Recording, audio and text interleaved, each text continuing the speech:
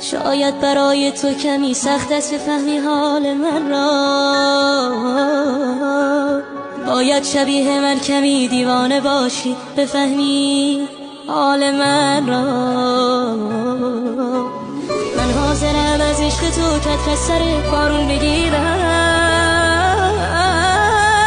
من بی خیال زنده بودن حاضرم با تو بمیرم، من بی خیال زنده بودن حاضرم با تو بمیرم.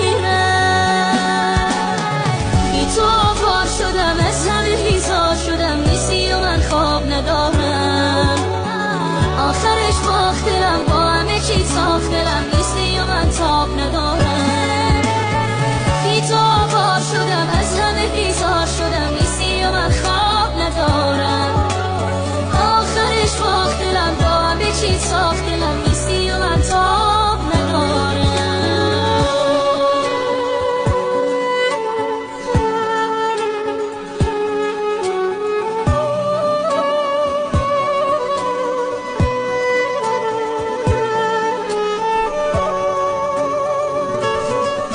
اگه با من نباشی میخوام دنیا نباشه، بی دل شوره ها دست ندارم، محال بی تو من طاقت بیارم، من دل با پس و تنها نذارم. شبای بیقراری چقدر چشم انتظاری، بیکاری کنی کمان رو بگیرم، تو دنیای خودم بی تو اسیرم، من عاشق هزار تنها بمیرم. بی تو آوار شدم، از همه بیزار شدم، نیستی و من خواب ندارم. آخرش باخت دلم، با همه چی ساخت دلم، نیستی و من تاب ندارم. بی تو آوار شدم، از همه بیزار شدم، نیستی و من خواب ندارم. آخرش باخت دلم، با همه چی ساخت دلم، نیستی و من تاب ندارم.